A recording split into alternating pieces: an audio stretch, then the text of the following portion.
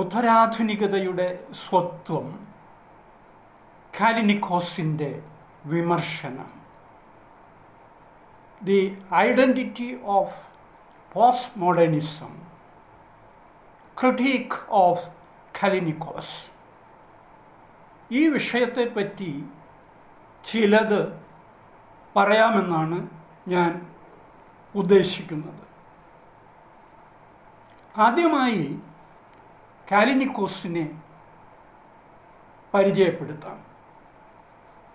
Alexander Theodore കാലിനിക്കോസ് 1950 സിംബാബ്വേയിൽ ജനിച്ചു. ബ്രിട്ടനിലേക്ക് കുടിയേറി അവിടത്തെ പൗരത്വം സമ്പാദിച്ചു. ബ്രിട്ടീഷ് പ്രൊഫസറും രാഷ്ട്രീയ സൈദ്ധാന്തികനുമാണ്. കാലിനിക്കോസ് വർക്കേഴ്സ് പാർട്ടിയുടെ സെൻട്രൽ കമ്മിറ്റി മെമ്പറാണ്. അതിൻ്റെ അന്തർദേശീയ സെക്രട്ടറി സ്ഥാനം വഹിച്ചിരുന്നു. കൂടാതെ ഇൻ്റർനാഷണൽ സോഷ്യലിസം എന്ന ജേണലിൻ്റെ എഡിറ്ററുമായി സേവനം അനുഷ്ഠിച്ചിരുന്നു. അദ്ദേഹത്തിൻ്റെ ഉത്തരാധുനികതയെ പറ്റിയിട്ടുള്ള ചിന്തകൾ 1991 against post modernism a Marxist critique എന്ന രചനയിൽ കാണാനായി കഴിയും. ഉത്തരാധുനികത ഒരു വ്യത്യസ്ത കാലഘട്ടമാണെന്ന് വിശ്വസിക്കുന്ന ചില ചിന്തകന്മാർ മാർക്സിസവുമായി അകലുന്നതായി നമുക്ക് കാണാം. എന്നാൽ കാലിനിക്കോസ് ഉത്തരാധുനികതയെപ്പറ്റി അത്തരത്തിലുള്ള ഒരു നിലപാട് സ്വീകരിക്കുന്നില്ല എന്ന് തന്നെയുമല്ല, മാർക്സിസത്തെ മുറുകെ പിടിക്കുകയാണ് ചെയ്യുന്നത്. കാലിനിക്കോസ് ഉത്തരാധുനികത ആധുനികതയുടെ ഒരു തുടർച്ച മാത്രമാണെന്ന് കാണുന്നു. അദ്ദേഹം പല ഉത്തരാധുനിക ചിന്തകന്മാരെയും വിമർശിക്കുന്നുണ്ട്. ലിയോട്ടാർഡ്, ബോഡ്രിയാർഡ്, ജെയിംസൺ, ദെറിദ എന്നിവരെയും ഹേബർമാസിനെയും വിമർശിക്കുന്നു. ആദ്യകാല ക്രിട്ടിക്കൽ സൈദ്ധാന്തികന്മാരും കാലിനിക്കോസിൻ്റെ വിമർശനത്തിന് പാത്രമാകുന്നുണ്ട് എന്ന് കാണാം. അദ്ദേഹത്തെ സംബന്ധിച്ചിടത്തോളം ഉത്തരാധുനികത എന്ന തലക്കെട്ടിൽ എഴുതുന്നത് തന്നെ ഔചിത്യമുള്ള കാര്യം അല്ല എന്നുള്ള വിശ്വാസം ഉണ്ട്. കല, വാസ്തുശില്പ കല, അതായത് ആർക്കിടെക്ചർ, സാഹിത്യം, ക്രിട്ടിക്കൽ സിദ്ധാന്തം എന്നിവയിൽ ആഘോഷിക്കപ്പെടുന്ന ഉത്തരാധുനികതയെ, അതായത് പോസ്റ്റ് മോഡേണിസത്തെ അദ്ദേഹം ചോദ്യം ചെയ്യുന്നു. അദ്ദേഹത്തെ സംബന്ധിച്ചിടത്തോളം മോഡേണിസം എന്ന കാഴ്ചപ്പാട് തന്നെ സൈദ്ധാന്തികമായി വളരെ വിമർശനങ്ങളെ നേരിടുന്നു.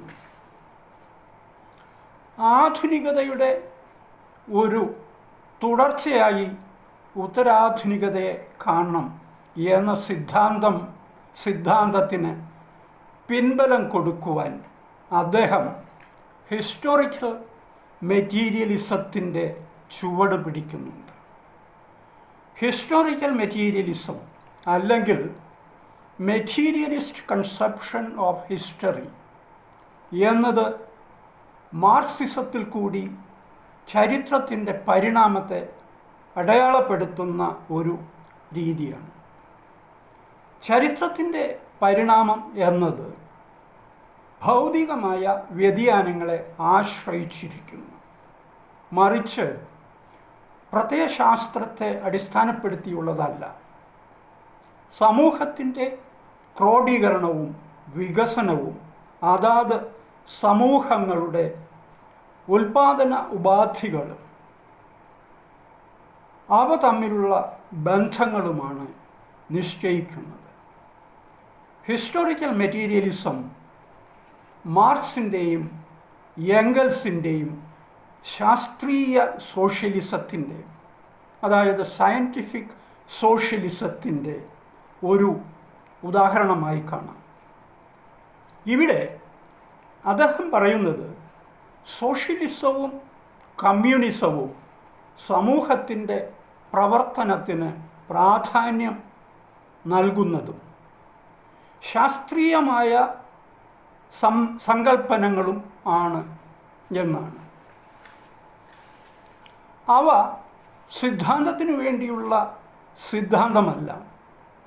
ഈ കാഴ്ചപ്പാടിലൂടെ ഉത്തരാധുനികതയെ പരിശോധിക്കുമ്പോൾ ഇതിൻ്റെ സിദ്ധാന്തങ്ങൾക്ക് സാമൂഹികമായി എന്ത് പ്രയോജനമുണ്ടെന്ന് ചിന്തിക്കേണ്ടതുണ്ട്.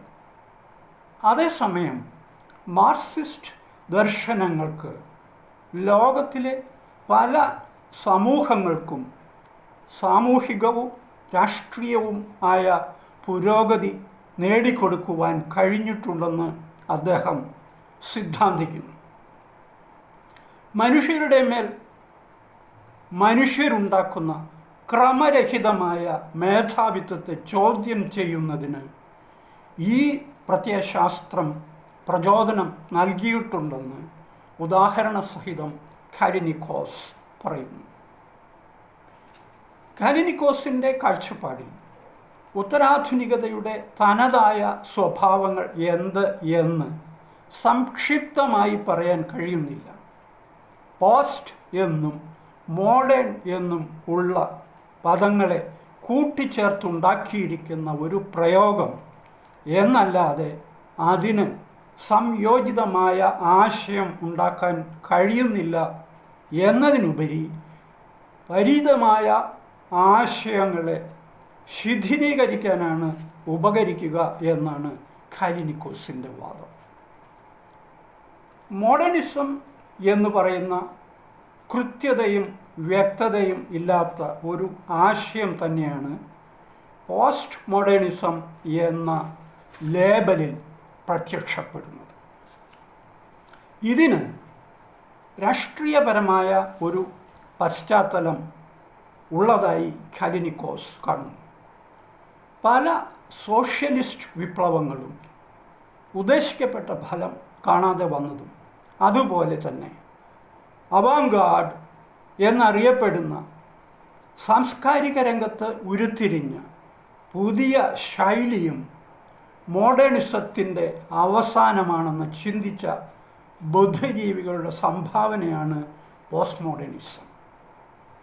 മോഡേണിസത്തിൻ്റെ ഒരു വകഭേദം തന്നെ പോസ്റ്റ് മോഡേണിസം എന്ന് അദ്ദേഹം തൻ്റെ എഗൻസ്റ്റ് പോസ്റ്റ് മോഡേണിസം എന്ന രചനയിൽ ഉറപ്പിച്ച് പറയുന്നു.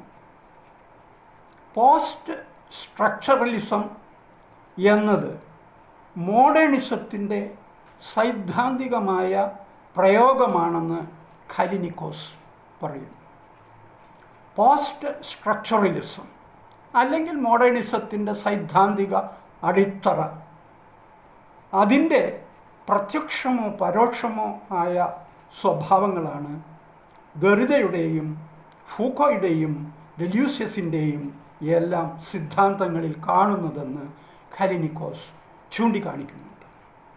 ഇവർ പറയുന്നത് അതിനു മുൻപ് തന്നെ നിഷയുടെ ചിന്തകളിൽ കാണുന്നുണ്ടെന്നും കാലിനിക്കോസ് അഭിപ്രായപ്പെടുന്നു. പോസ്റ്റ് സ്ട്രക്ചറലിസം അതിനെ നിഷെ കാണുന്നത് വസ്തുനിഷ്ഠത വ്യവഹാരങ്ങളിൽ ഉണ്ടായിരിക്കുകയില്ല, അധികാരത്തോടുള്ള എതിർപ്പ് വേണ്ട രീതിയിൽ വേരുറപ്പിക്കുവാൻ ഉള്ള കഴിവുകുറവ്, യഥാർത്ഥ മാനുഷിക പ്രശ്നങ്ങളോട് ചേർന്ന് നിൽക്കുന്നതിനുള്ള നിരാസത, ഇങ്ങനെയാണ്. കാലിനിക്കോസ് ആധുനിക ക്രിട്ടിക്കൽ തിയറിയുടെ പിതാവായി കാണുന്ന ഹബർമാസിൻ്റെ the philosophical discourse of modernity എന്ന രചനയെ സൂക്ഷ്മമായി വിലയിരുത്തുന്നു. അത് അദ്ദേഹം പോസ്റ്റ് മോഡേണിസത്തിൻ്റെ ഒരു വിമർശനമായിട്ടാണ് കാണുന്നത്. എന്നിരുന്നാലും അത് ദ്വയവാദിയായി ഈ സന്ദർഭത്തിൽ തോന്നുന്നു എന്ന് കാലിനിക്കോസ് പറയുന്നു.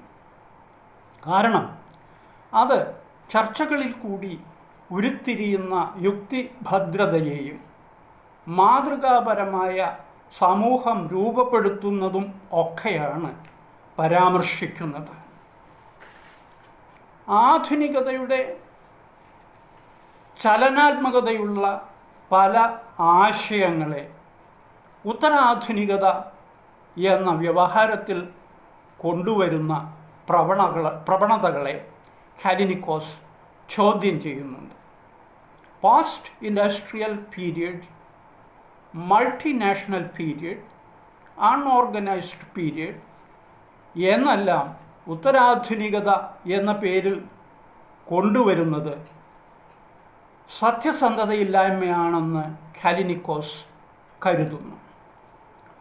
പോസ്റ്റ് ഇൻഡസ്ട്രിയൽ സൊസൈറ്റിയെപ്പറ്റി ഉണ്ടാക്കിയിരിക്കുന്ന സിദ്ധാന്തങ്ങൾ കാലിനിക്കോസിൻ്റെ കാഴ്ചപ്പാടിൽ പാശ്ചാത്യ സമൂഹത്തെപ്പറ്റി ഒരു പുതിയ വ്യവഹാരം സൃഷ്ടിക്കുന്നതിനുള്ള പ്രവണതയാണ്.